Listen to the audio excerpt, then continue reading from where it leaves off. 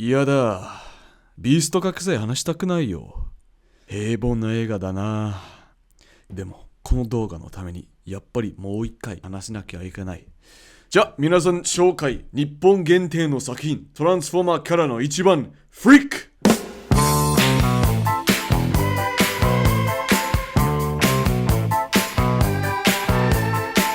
I'm not gonna talk in Japanese for the whole video, I'm too lazy to do that. But let me tell you why I'm not crazy for Rise of the Beasts. It was mid. So mid. Everything it does, we've already seen done before, and not even in like a new or exciting way. It was basically an uninspired rehash of the first live-action Transformers film. Check this out real quick.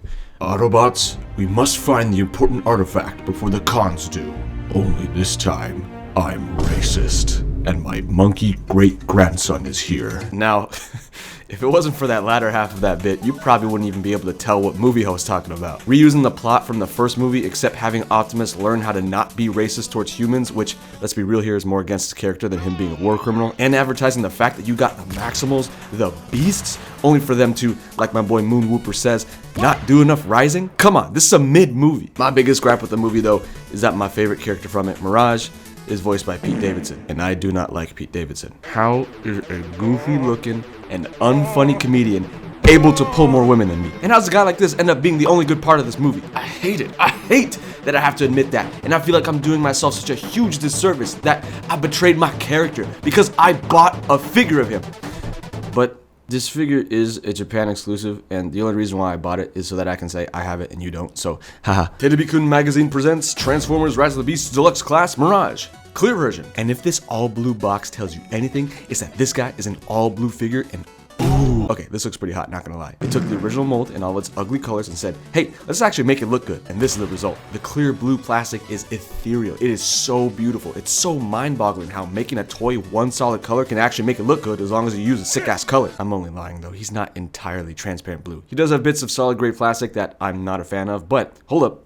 Let's bring the other Japan exclusive clear figure of the year. No, not that one. This one. Sex Bumblebee. Now, if you're one of the 5 people who saw this video, I said that his clear plastic is cool, but there's so much solid gray plastic that it throws off the coolness of the clear plastic. Or maybe I didn't say that, I don't know. But that's how I feel. With Mirage, they had the genius idea of saying, okay, we have to leave in some parts in the exterior, but for other parts, let's hide it inside of the body so as to not take away the cool factor of the clear plastic. The result, a clear figure where a majority of his body is clear. And this was genius because, ooh, this guy is sexy. The clear plastic really elevates this thing. By itself, it's so shiny and eye-catching that you can't help but check this guy out. And as you check him out, you notice that, damn, they did not sell out on the sculpted detail because all of it is there, primed and perfected. Then you get the idea of, what if I held this guy up to the light and then you do exactly that, and then... Was it worth it?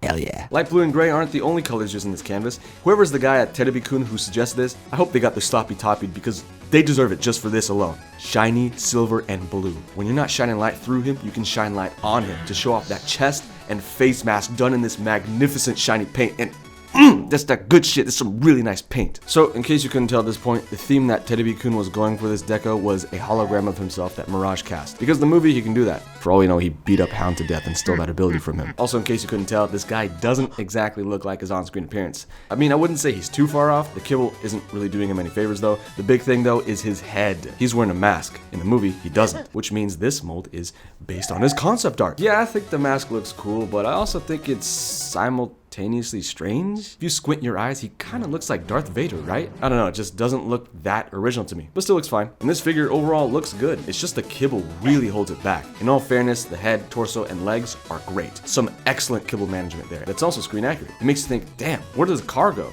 Oh, yeah, they basically shoved these parts back here and just didn't hide them. Poor back too. This is a pretty huge backpack. That's not all the issues I have. As good as this guy looks, he poses like shit. He's got your standard array of joints, but no wrist swivel. Bicep swivel doesn't want to work half the time. These shoulders are on double hinges that don't lock, so when you want to move the shoulders, you also move these hinges, which brings his arm down and makes him look like an ape. Thigh swivel and outward leg movement is very limited. And the worst part, no ankle tilts. I get this guy looks good, okay? I'll admit it, Pete Davidson, you damn hunk. Your guy looks good, okay? But there's only so much standing is gonna do for this guy. Yeah, you can give him a gun, put some effect parts in it. I think he has a chance against Kanye now. But I want that sauce, and the sauce is ankle tilts. You add these things to any figure, they're automatically 10 times better. Like look at Missing Link, Bumblebee, and Cliffjumper. The original figures only stood there, now they can do this. Are you seeing the power of ankle tilts? So all in all, good looking figure, but not a good feeling or fun toy. But let's be real here.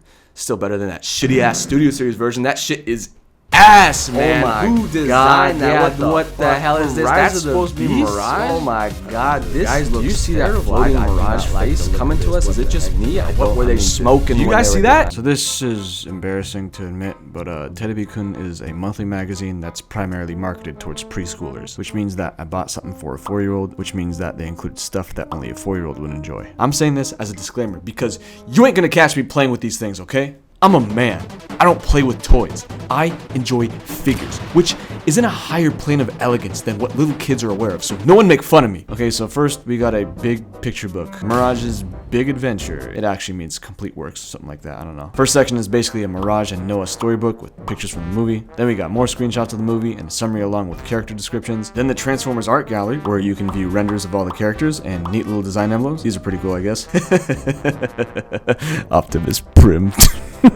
What the hell is this? Why does Scourge look so ugly? He looks so unfinished. Oh, these guys are sweeps? Oh, I didn't know that. Finally, at the back, we got a background art gallery, a size chart, Transit Mix cameo here, and instructions on how to make the included papercraft stuff. Arts and crafts! Okay guys, I'm not gonna be making this shit. I'm too old for some stupid ass Mirage mask. Plus it says you need scissors and glue and rubber bands, and those cost money. Money that I could use to buy more Transformers. So do I really need to explain myself here? Let me just show you. Look at Pete Davidson's dumb robot face.